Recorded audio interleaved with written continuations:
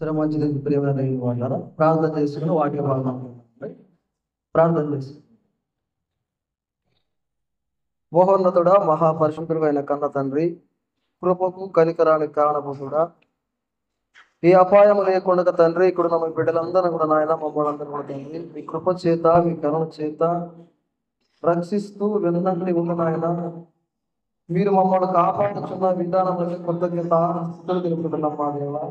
ఇంకో కన్న తండ్రి, నిలుచున్న మేము, కూర్చున్న మేము అందరూ కూడా తండ్రి, మిమ్మల్ని స్తుతించాలని, మిమ్మల్ని మహిమపరచాలని, మీ నామ ఘనత మీకే చెల్లించాలని తెలుసుకున్న మేమంతా పనిలో ప్రయాణంలో ఉండాలని కన్న తండ్రి, మమ్మల్ని పోషిస్తూ సంరక్షిస్తున్నారు కన్న తండ్రి. అందరి బట్టి మీకే కృతజ్ఞత స్తుతులు తెలుపుకుంటున్నాం మా దేవ. ఇదిగో నాయన, వాక్యం అనగా 2 ఇంచుల గల ఖడ్గం వంటి బైబిల్ని పట్టుకుని కన్న తండ్రి, మీ సన్నిధిలో నిలబడి మీ వాక్యాలను పంచుతుండగా, వింటుండగా, చెబుతుండగా కన్న తండ్రి, వినలైన మేము, చెబుతున్న మేము కన్న తండ్రి, మమ్మల్ని యథార్థపరులుగా, పరిశుద్ధులుగా, నిర్దోషులు తీర్చిదిద్దుకొని మీ సత్యవాక్యాన్ని పట్టుకున్న మేమంతా కూడా తండ్రి, పరిశుద్ధులుగా యథార్థంగా మీ వాక్యాన్ని విభజనల విధంగా తండ్రి మమ్మల్ని వాడుకోవాలని ఇంటున్న బిడ్డలందరూ కూడా తండ్రి జ్ఞానోదయం కలిగించి మనోనేత్రము వెలిగించుకున్న ఆయన, మనిషికి విలువీయక, మనిషి మాటకు లోపలికి కన్న తండ్రి, మీ మాటగా భావించి బాధ్యతగా ఎంచుకొని లోపలి తత్వాన్ని నేర్చుకునే మనస్సు ప్రసాదించాడు కన్న తండ్రి.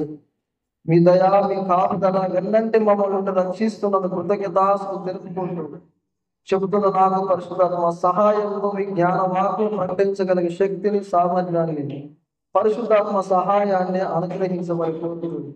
ఈ కొద్ది విన్నపములు మా రక్షకుడు మీ కుమారుడైన యేసు ప్రభు నామములో అడిగినాము మా కన్న తండ్రి, ఆమేన్.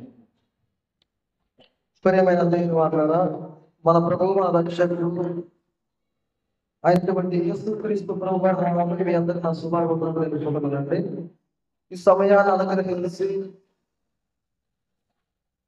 ఈ సమయంలో వాక్యం చెప్పండి అని ఇచ్చిన అయ్యగారికి కూడా మన ప్రభు యేసుక్రీస్తు ప్రభు పేరిట వందనాలు తెలుపుకుంటూ, పరమతందైన దేవుని స్తుతిస్తూ మహిమపరుస్తూ, ఆయన ఇచ్చిన ఆయుష్కాలను బట్టి, ఆయన ఇచ్చిన కృపను బట్టి,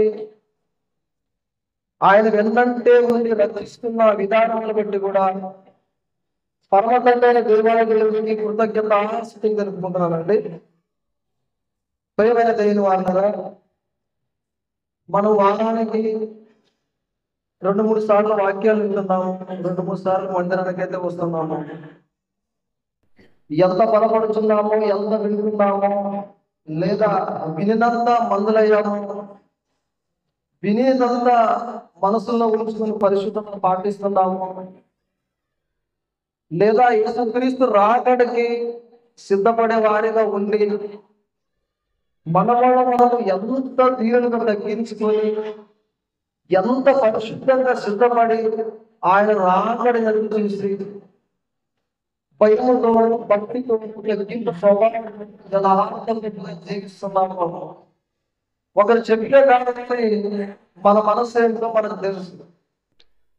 మన ప్రవర్తన, మన పరిశుద్ధత, మన యథార్థత, మన భక్తి, మన విశ్వాసము, మన పొరపాట్లు, మన ఆలోచనలు, మన తలంపులు ఒకరు చెప్పిన వినగానే మన మనస్సు ఏంటో మనం గ్రహించుకుంటే, లేదా మన మనస్సాక్షిని అడిగితే అదే చెబుతుంది నీవు ఇలా ఉన్నావు అని. ఒకరు చెప్పాల్సిన పని లేదు మనకి. ఒకరు ఇంకొకరు చెబితే ఇది నా గురించి అనుకోవడము, లేదా ఇది నాకే ఇలా వర్ణించడానికి అవకాశం వచ్చింది అనుకోవడం కానీ, లేదా నన్ను కూడా చెప్పాడని కానీ అని మనం కొన్ని భావిస్తూ ఉంటాం. కొన్ని పడతా ఉంటాయి, కొన్ని ఆ మాటలు కూడా పడతా ఉంటాయి. పడాల్సిందే. వాక్యం అనగా ఏదైనా పొరపాటు చేసినప్పుడు ఆ వాక్యం ద్వారా కొన్ని మాటలు మనం అలా తట్టిస్తేనే, ఆహా ఇది నాదే కదా, ఇది నాకే కదా అని అర్థం చేసుకుంటే అది మంచిది. నాకు కాదులే అని ఎవరి పట్ల ఎదిగి తోసేస్తే ఇక మనం ఏం చేయము, మారం కదా. మనం మారాలంటే ప్రతి ఒక్క మాట వినాలి. ఇంకొకటి, ప్రతి ఒక్క మాట వినాలనగానే మనం ఫస్ట్ ఆఫ్ ఆల్ ఏం కావాలి అంటే జ్ఞానం కలిగిన వారు మనము కావాలి. జ్ఞానము లేక అజ్ఞానులుగా, అవివేకులుగా, లేదా కొద్దిపాటి జ్ఞానముతో ఇటు అటు తడబడే వారిగా ఉండి, అల్ప విశ్వాసంతో ఉండి, కొంత మట్టుకు దేవుడిలో ఉండి, కొంత మట్టుకు లోకంలో ఉండి గ్రహిస్తే మనం జ్ఞానవంతులు కాలేము. చెప్పేవారి మాట ఇది వాస్తవమా అవాస్తవమా, ఇది తనను ఉద్దేశించుకుని చెబుతున్నాడా, దేవుని మహిమార్థమని చెబుతున్నాడా, దేవుని స్తుతిస్తూ మహిమపరచడానికి చెబుతున్నాడా, లేదా నాది అనుకోని జ్ఞానవంతులుగా చెబుతున్నాడా అని మనకు అర్థం కావాలంటే మనమంతా జ్ఞానవంతులు కావలసిందే. జ్ఞానము లేదంటే, జ్ఞానవంతులు కాదంటే, ఎవరు ఏం చెప్పినా గుడ్డిగా నమ్మేస్తే మనం అంతా అవివేకులుగా ఉండిపోవలసిందే. అందుకే ప్రతి ఒక్క మనిషి చెప్పేటప్పుడు మనం అంతా గ్రహించాలి. ఈ మాట ఎందు విషయమే చెప్తున్నాడు ఈయన? తనను ఉద్దేశించుకొని నేను చెప్పాలని కూడా చెబుతున్నాడా, లేదా దేవుణ్ణి కదా చూపిస్తున్నాడు ఈయన మాటల్లో? ఈయన కాదే బోధ, ఈయన చెబుతున్నాడంటే కారణం దేవుని మాటగా చెబుతున్నాడు, దేవునికి లోబడమని చెబుతున్నాడు, దేవునికి భయపడమని చెబుతున్నాడు, దేవుని మాటకి లోబడమని చెబుతున్నాడు. ఇది నాది కాదే, దేవుని అంటూ దేవుని మాటకి విధేయులైన బ్రతకండి అని చెబుతున్నాడంటే ఆ మాట మనము స్వీకరించాలి.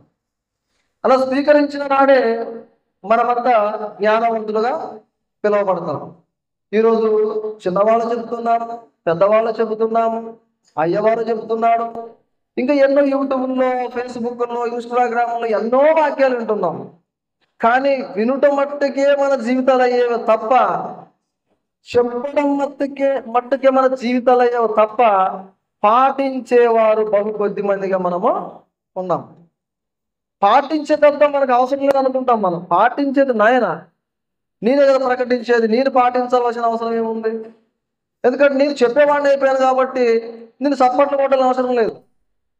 నేను నిలబడి వాక్యాన్ని చెప్పేవాడిని కాబట్టి నేను నా నోటితో పాట పాడాల్సిన అవసరమా లేదు. లేదా నేను ఒక సువార్థిని పిలువబడుతున్నాను, లేకుంటే ఒక పరిచారకుని పిలువబడుతున్నాను, లేకుంటే ఇంతో కొంత బైబిల్ నాకు తెలుసు కనుక నేను మందిరానికి వచ్చి నేను అన్ని చేయాలా, నేను మౌనంగా ఉంటే చాలు అనుకునే తత్వం కూడా మనలో ఉంటుంది కదా. కానీ బైబిల్ అలా ఏం వర్ణించదు, బైబిల్ అలాగేమీ వర్ణించదు. మందిరానికి వచ్చాం కదా, మనం మందిరానికి వచ్చిన వాళ్ళు పరిశుద్ధంగా ఉండాలని, పవిత్రంగా ఉండాలని, యథార్థపరులుగా ఉండాలని, మన పాపాలను విడిచిపెట్టాలని, పరిశుద్ధతను అంటుకోవాలని, కడుక్కోవాలని, కడుక్కుంటూ బ్రతుకుని ముందుకు సాగించుకున్నది మనం అంత వచ్చాము. లేదా ఆటపోట్లకి రాలే మనం, లేదా వ్యర్థమైన సమయాన్ని అరగంట మాటలు అరగంట నిజానికి ఇచ్చేసి ఇక అయిపోయింది మళ్ళీ ఆట ఆడదంటే అని రాలే మనం. విని ఏదో ఒక మాట కడితే, లేకపోతే విని ఏదో ఒక మాట వింటే దాంట్లో మన మనసు మార్చుకునే మనం అందరూ వచ్చాము. వచ్చిన మనమంతా ఏం చేయాలంటే పాటలు ఆడుతూ ఉంటాయి కదా అందరూ. మరి అందరూ చేతిలో ఉంటాయి, మరి చప్పట్లు కొట్టాలి.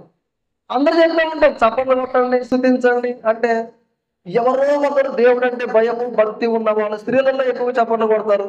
ఇక పురుషులు ఉన్నారు చూశారు, అసలు చప్పట్లే రావు. మరి అందుకే మనం అంత జ్ఞానవంతులు కావాలంటండి. దేవుని మహిమపరచడానికి కదా వచ్చింది ఇక్కడికి. ఇక్కడ నేను అనే భావం కానీ, లేకుంటే నేను అన్న ఒక వ్యక్తిని కానీ, లేకుంటే నేనే కదా అన్న ఒక వ్యక్తికి చూపించుకోవడానికి మనం మందిరానికి వచ్చేది కాదు కదా. మనమంతా నాతో సహా, మీతో సహా, అయ్యగారితో సహా దేవునికి మహిమ, కృతజ్ఞత, స్తుతులు, స్తోత్రము చెల్లించుకోవలసిన వారు ఇక్కడ. ఇంకా మందిరానికి వస్తున్నామంటే ఆటపోటకు కాదు, చెప్పడానికి కాదు, చెప్పినంత మాత్రాన నేను చెప్పేసి అనుకోవడం కాదు, నాతో సహా ఇంకోటితో సహా ఈ సమయం అంతా గంట, 2 గంటలు, 3 గంటలు దేవునికి మహిమ చెల్లించాలి, దేవుని స్తుతించాలనే కదా మనం అంతా వచ్చాము. మరి మహిమపరుస్తున్నామా, స్తుతిస్తున్నామా? ఏ మనిషి చెప్పినా మాట మనం స్వీకరిస్తున్నామా? ఇది సమయం వచ్చింది కదా, అరగంట సేపు నేను ఎలా ఉతికితే అలా ఉతికేస్తాను, నా ఇష్టం అనుకుంటూ వచ్చామా?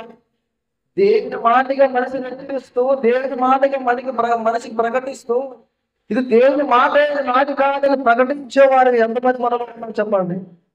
స్వీకరించే వాళ్ళు స్వీకరించాలి అంటే ప్రకటించేవాడు ప్రకటించు వాడుగానే ఉంటే తప్ప స్వీకరించలేదు.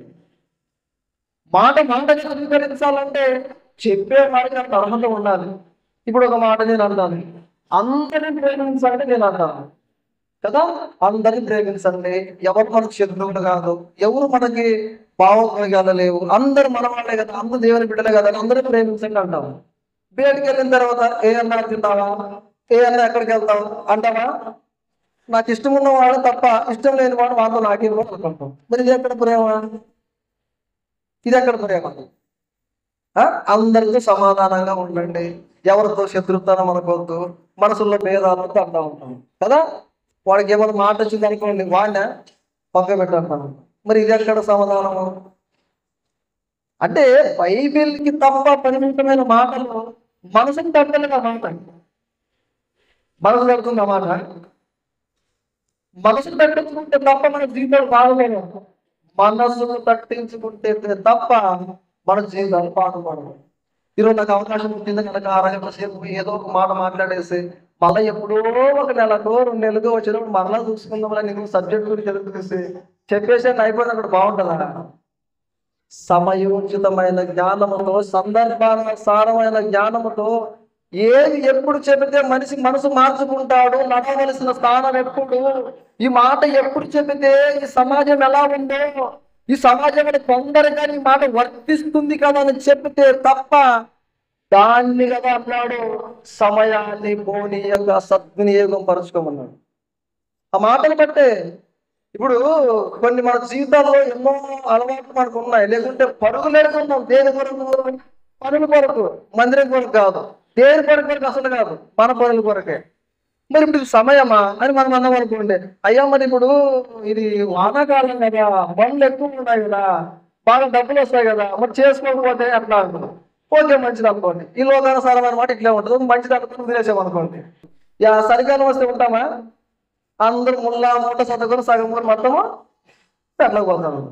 అక్కడ 6 నెలలు ఉండొచ్చి అప్పుడే వస్తుంది మనకి మంచి ఎండాకాలం వస్తుంది. మంచి ఎండాకాలం కూడా ఊళ్ళో ఉన్నవాడు ఎవడప్పుడు ఉంటాడు, లేని కూడా ఇంకో చోటు కొండ కడతాడు. లేకుంటే వానకాలం వచ్చింది అనుకోండి, దున్నడానికి ఒకడు, చేరెత్తుకోవడానికి ఒకడు, ఇత్తనాలు తేవడానికి ఒకడు, ఆ పని ఈ పని. మరి పని అంట అసలు ఎంత పెద్ద మందిరం కట్టుకున్నాం, మందిరం ఉండదు. దేనికి ఇదంతా?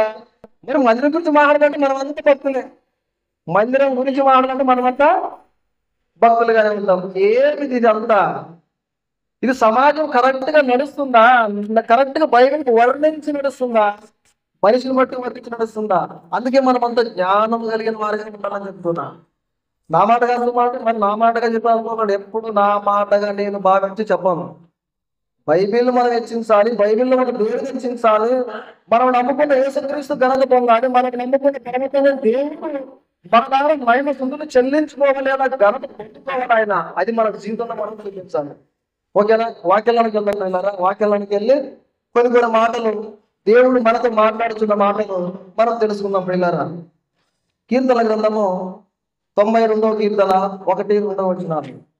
కీర్తన గ్రంథము 92వ కీర్తన 1-2 వచనాలు. కీర్తన గ్రంథము 92వ కీర్తన 1-2 వచనాలు. యెహోవాను స్తుతించుట మంచిది, మహోన్నతుడా నీ నామమును కీర్తించుట మంచిది. ఉదయమున నీ కృపను, ప్రతి రాత్రి నీ విశ్వాసత్యము, 10 తలంతుల సరమండలముతోను గంభీర ధ్వనిగల సితారలతోను ప్రచురించుట మంచిదంటున్నాడు. ఇక్కడ మనకు తలంతు గురించి కొంతమందికి తెలుసు. 1 తలంతు ఒకరికి, 2 తలంతుల ఒకరికి, 10 తలంతులు ఒకరికి, 5 తలంతులు ఒకరికి అంటాం మనం. అది జ్ఞానమా, వివేచన, పరిశుద్ధాత్మ సహాయమా, చెప్పే సామర్థ్యత, లేకుండా మనకున్న లేకుంటే కలిమ లేదా అని మనం తలంతు గురించి మనం మాట్లాడుతుంటాం కదా. మరి తలంతు అనుకున్నప్పుడు ఇక్కడ దేవుడు ఏమంటాడంటే 10 తలంతుల ఏమన్నా ఇక్కడ 10 తలంతుల గంభీర ధ్వనిగల సితారతో ప్రచురించడం మంచిదంట. ప్రచుర అంటే ప్రకటన, లేకుంటే స్తుతించుట, మహిమపరచుట. దేవుని మందిరానికి వచ్చేమనుకోండి, మనం నోటిలో ఉన్న వాయిస్ ఎంత ఉంటుందో అంత గట్టిగా పాడాలంటాడు దేవుడు. దేవుడు ఏమంటాడమ్మా, మనకు వాయిస్ ఉంది కదా. కొంతమంది అంటూ ఉంటాము, అసలు కొందరు పాట పాడుతూ ఉంటే ఈడు ఎందుకు బాగా పాడతాడు, అసలు నీ స్వరమే దానికి సూటి కాదు, నీ స్వరం మందంగా ఉంటుంది, పాట ఏమో పొట్టిగా ఉంటుంది, లేకుంటే నీవేమో చిన్నగా పాడతావు అదేమో మందంగా ఉంటుంది అంటుంటాం కదా. అది కొంతవరకు వాస్తవం అనుకోండి, అది కొంతవరకు వాస్తవం అనుకోండి. అయినా కొంతమంది ఆ స్వరానికి ఆ పాఠానికి వ్యతిరేకంగా లేకుంటే కొద్దిపాటు దూరం చేయకుండా ఎత్తి పాడుతూ ఉంటారు. అది వాళ్ళ ఇష్టం, లేకుంటే దేవుడు సిద్ధించేది అదే. స్వరం ఉన్నంత వరకు ఎత్తి పాడాలంటే 10 తలంతులు స్వరం ఉండాలని పాడాలంటే అదే. కొంతమంది ఏం చేస్తామంటే స్వరం ఉంటుంది, పాడమన్న ఆసక్తి ఉంటుంది, కానీ పాడితే నా స్వరమే పోతలేమో అనుకుంటారు.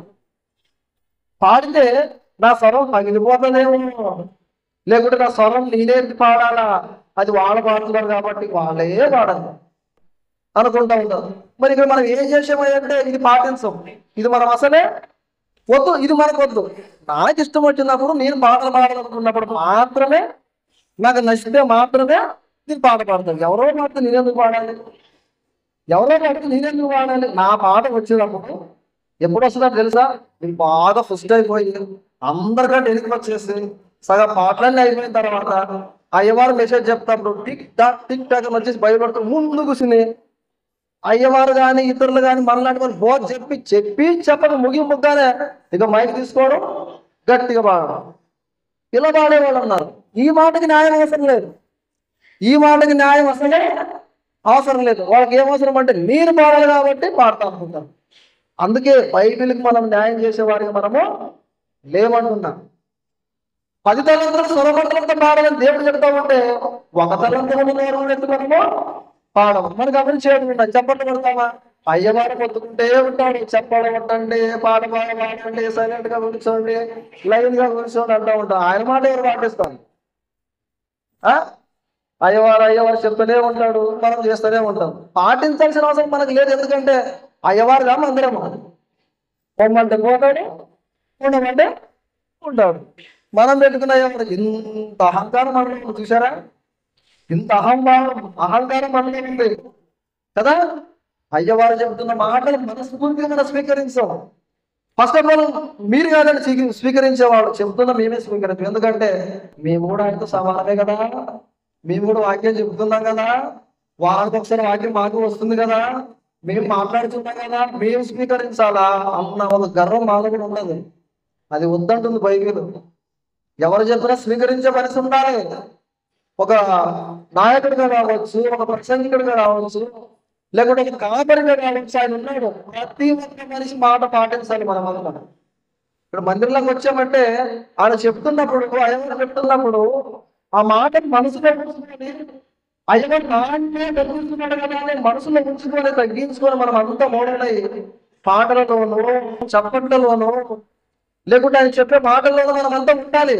అప్పుడు కదా మాట నిలిచినప్పుడు మనం అంతా ఆ మాటకు మనం విధించే వరకు ఉండము. మన లైన్లు తప్పుతూ ఉంటాయి, మన మాటలు తప్పుతూ ఉంటాయి, మన పాటలు తప్పుతూనే ఉన్నాయి, అన్ని తప్పుతూనే ఉన్నాయి కనుక చెప్పేవారు తప్పిపోతున్నారు, వినేవారు ఇంకా తప్పిపోతూనే ఉంటామంటే నరకమే పోతాం. ఉన్నామనుకోండి ఇక నరకం మనకు అందరికి సిద్ధమే కదా.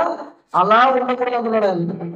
10 తలంతుల గంభీరంగా పాడమన్నాడు ఆయన కదా. ఎలా పాడమన్నాడు ఆయన?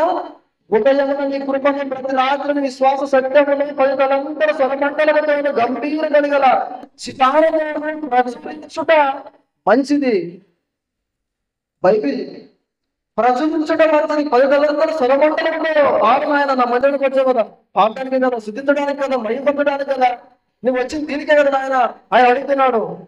అది మనకు అవసరం లేదు, దాన్ని నెక్స్ట్ అంటూ ఉంటాం మనం. ఇది దేవునికి అస్సలు ఇష్టం లేదు. మనుషుల్లో ఘనత రావచ్చు, మనుషుల్లో మెప్పు రావచ్చు, బలగారు పర్లేదు, బాగా ఉత్తరమైన చేతిలో బంగారం అయిపోయింది, పట్టిందో బంగారం అయిపోయింది, బాగా ఇంటి కట్టేస్తున్నాడు, చేతులు కట్టేస్తున్నాడు, మరి దేవుడు దీనిచ్చాడు కాబట్టి బాగా. అది ఎవరికి అవసరం లోక విద్యది, లోక జ్ఞానం అది, లోకంలో అనుకుంటున్న అవివేక విద్యలు అంటున్నాడు ఆయన. వాడు అడుగు తింటాడా, దీనుడుగా ఉంటాడా, అనారోగ్యపడి ఉంటాడా, మంచాన్ని పడి ఉంటాడా, దెబ్బ తగిలి ఉంటాడా, కుంటోడై ఉంటాడా, గుడ్డోడై ఉంటాడా, నీతిగా ఉన్నాడా లేదన్నదే ప్రభు చూసేది ఒకటే. ప్రభు దాని నుంచి పరలోకం వస్తాడు. మనం ఎప్పుడు చూసి, మన అందాన్ని చూసి, మన అహంభావం చూసి, మన అంతా చూసి పరలోకం ఎప్పుడు ఇదండి ఆయన. ఆయనకి ఎత్తుతో అవసరమా? రంగుతో అవసరమా? అవసరం లేదు. మనకు అవసరం అది.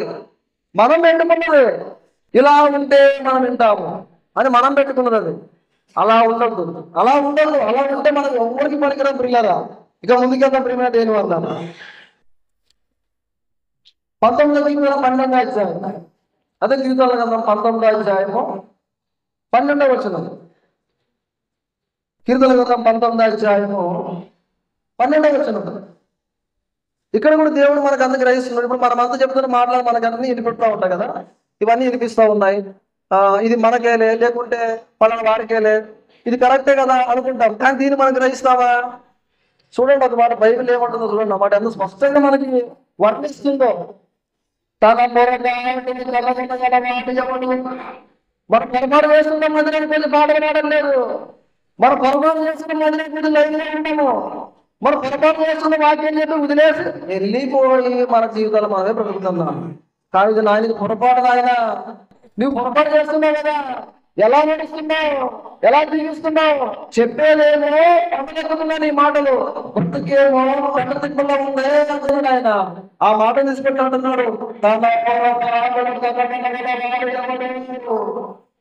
ఎవరంటే కనుగొంట చేసిన మాట్లాడండి, చేసిన నాశక్రియలని అహంకారం ఉంటే మన ఇష్టానుసారంగా ఉంటే ఏదో చెప్పేసామని, ఏదో వచ్చేసామని, ఏదో విదేశమని, లేకపోతే ఎవరికో వచ్చేసాం అనుకుంటాం. పొరపాటు ఆయన నీలో రాలేదండి. ఈరోజు ఎంతో మంది బయటపడుతూ చెప్తున్నాం కదా, మేమంత జ్ఞానం అనుకుంటున్నాను, లేదు మీకంతా బయటపడుతున్నాను కాదండి. అంతా మీలాంటి వారమే, అలాంటి వారమే. మనం అంత దేవుని స్థుతించేవారము, మంచిపరిచేవారము, గణపరిచేవారు. పని అనుకుంటే చాలా ఉంది. పని అనుకుంటే దేవుని పని అనుకుంటే చాలా ఉంది. కూడబెట్టిన కాడు, అన్నం వండిన కాడు తినేసి వెళ్ళి వడ్డుతున్న ఆయన తింటున్నా గొప్ప కాదు. వండుకో, దాని అవసరం ఏంటో వండుకో, కోతమై కుప్పగంసో కూర్చో, దాన్ని గింజలుగా గిరణికేసి కూర్చొని అప్పుడు కదా అడిగిపోవాల్సింది. దాన్ని అర్థమైందా నీకు?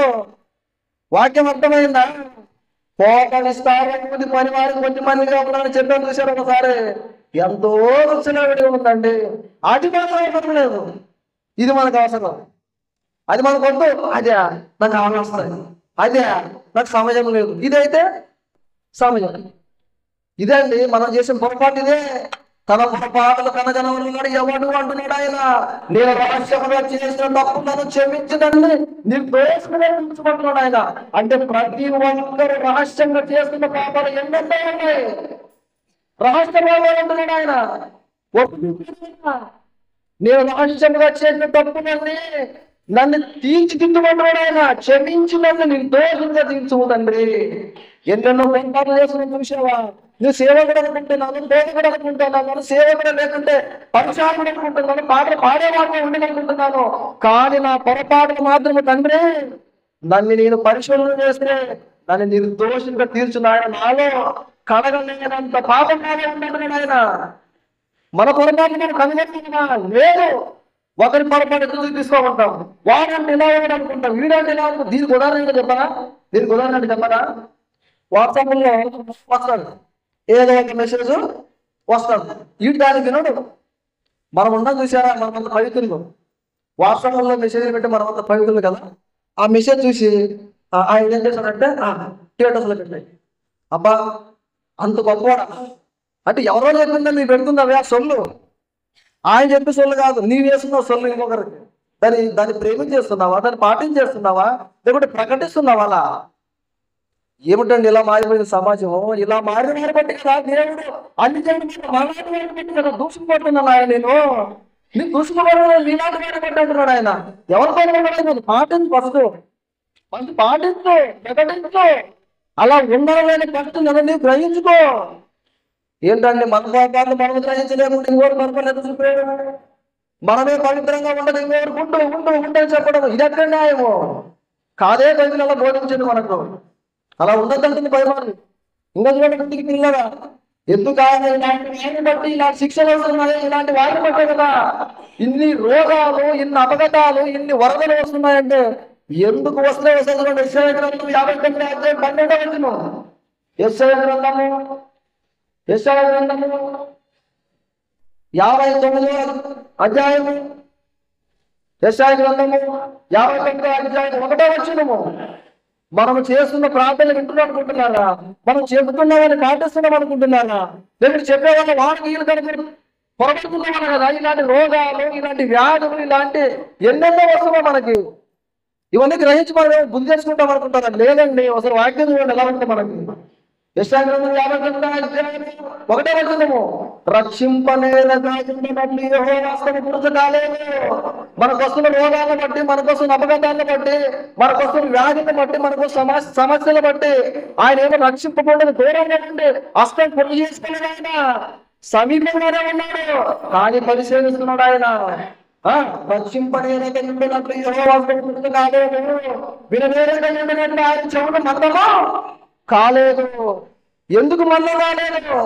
మల్లగించుకున్నాడు అంటే మన దోషాలే, నీ దోషాలే, నా దోషాలే ఆయనకు అడ్డుగా వస్తున్నాయి.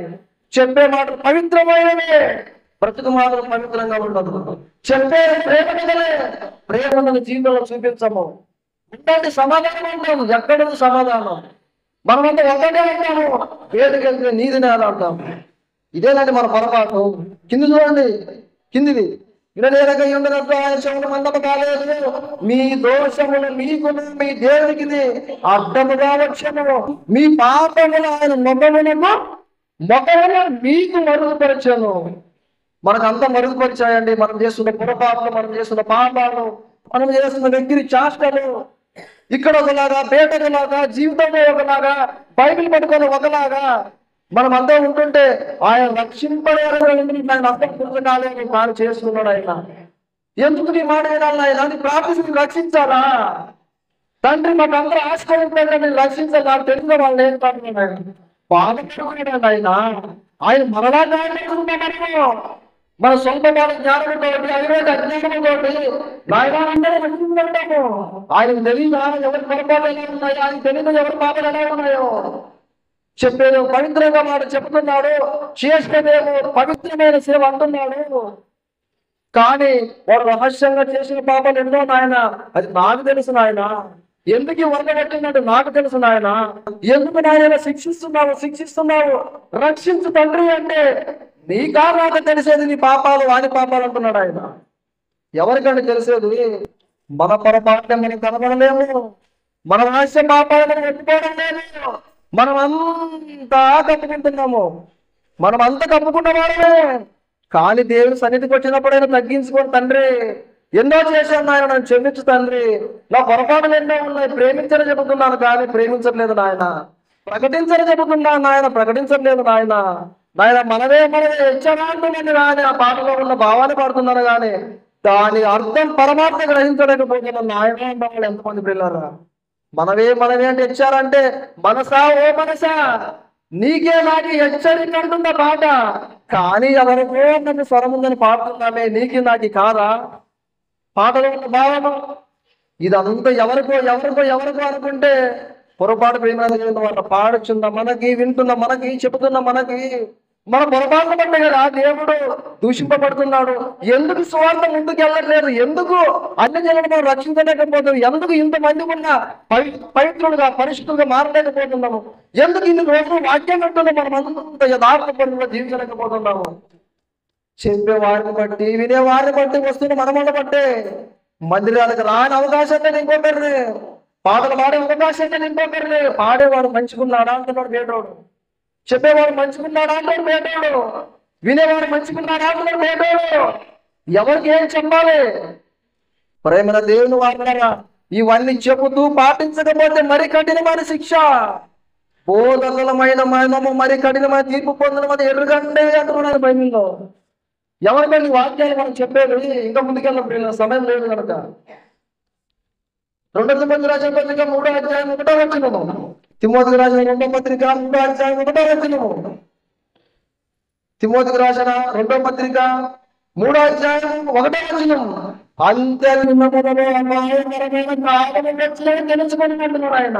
ఇది అంత్య దినాలు, యేసుక్రీస్తు రాకడ దినాలు, అపాయమైన అనారోగ్య దినాలు, రోగం దినాలు, మీకు భూగం వచ్చే దినాలు, రోగం మీద రోగం కమ్మివేసే దినాలు అంటున్నాడు ఆయన. మనిషి మీద మనిషి శత్రువుతో ఉండే దినాలు అంటున్నాడు ఆయన.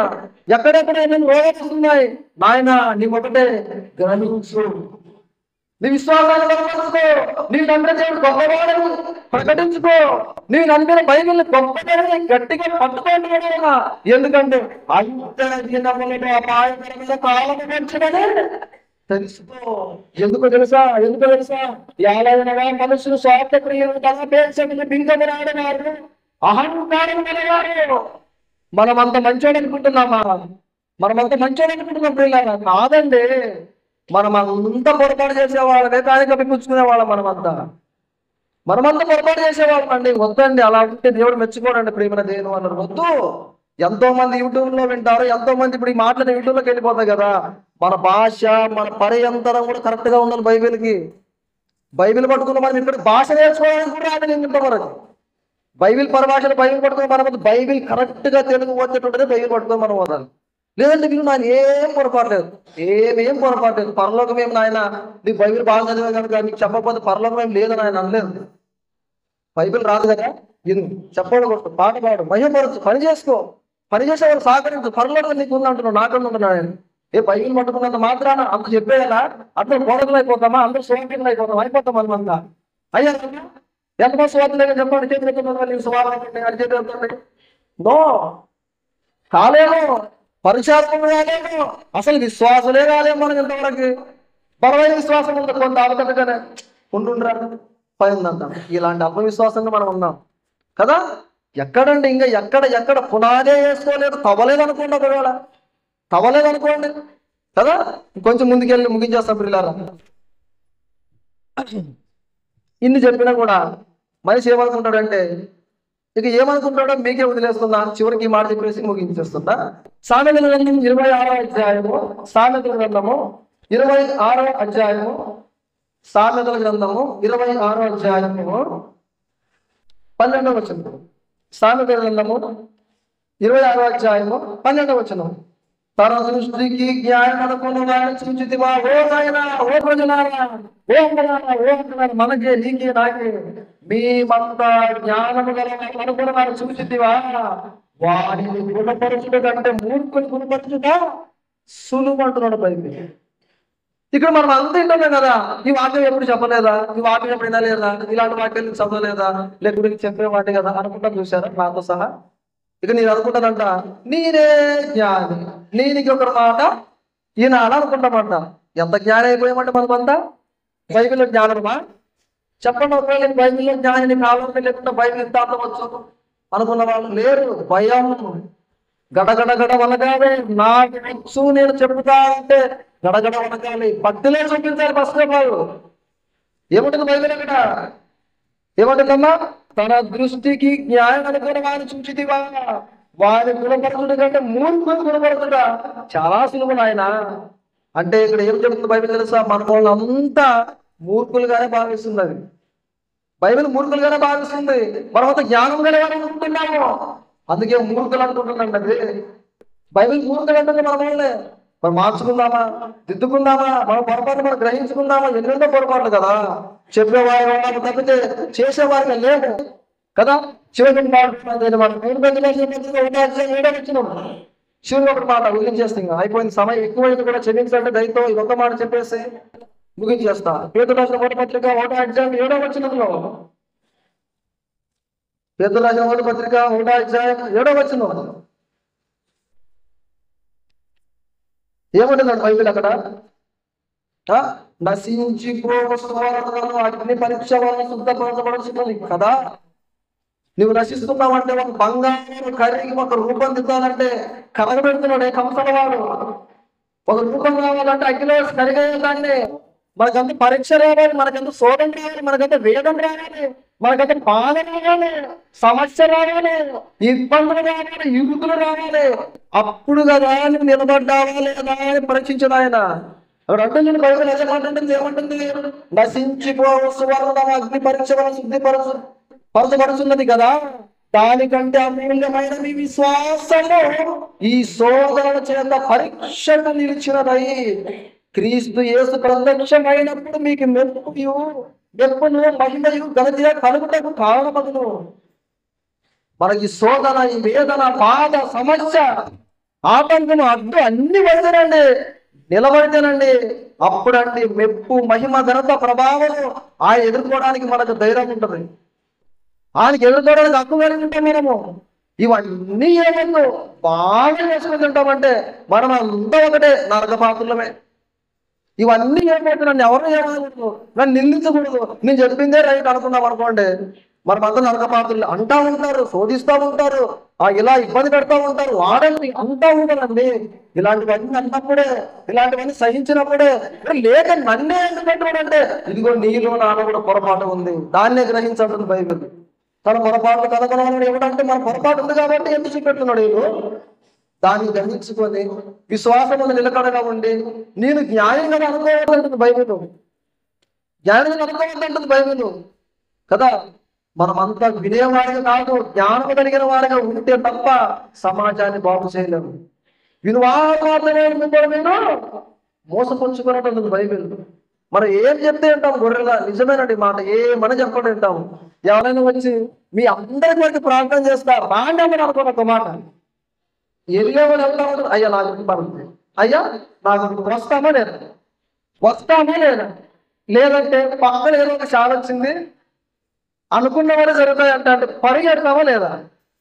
అమ్మ బైబిల్లో చెప్పలేదు తల్లి, విశ్వాసంగా ఉండి ఎన్నో రోగాలు వస్తాయి, ఎన్నో వస్తాయి, నీ విశ్వాసాలు బలపడి సాగు సచిన పరలోకి వస్తా అనుకుంటే అయ్యా అన్ని అంటుందా కానీ మరి ప్రార్థన చేస్తే పోతుందంట కదా అంటాం. అంత అల్పవిశ్వాసలే మనమంతా కదా, అంత అల్పవిశ్వాసంగా ఉంటాం. కానీ అల్పవిశ్వాసం ఉంటే పరలోకం ఆయన ఈడండి, ఈడు నిజంగా ఈడు నీకు కానీ నాకు కానీ ఈడైనా విశ్వాసం ముందు స్థిరంగా ఉండాలి, బలం పుచ్చుకోవాలి.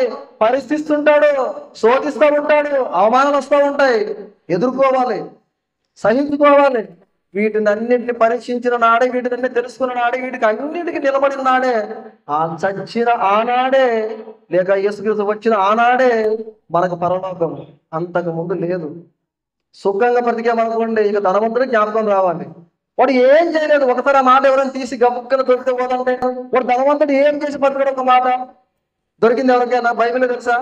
అమ్మ తెలుసా మీకు? బైబిల్ బాగుంటారు కదా, స్టడీ జల్ది తీయండి. ధనవంతుడు ఎక్కడున్నాడు బైబిల్లో? ధనవంతుడు ఎక్కడున్నాడు?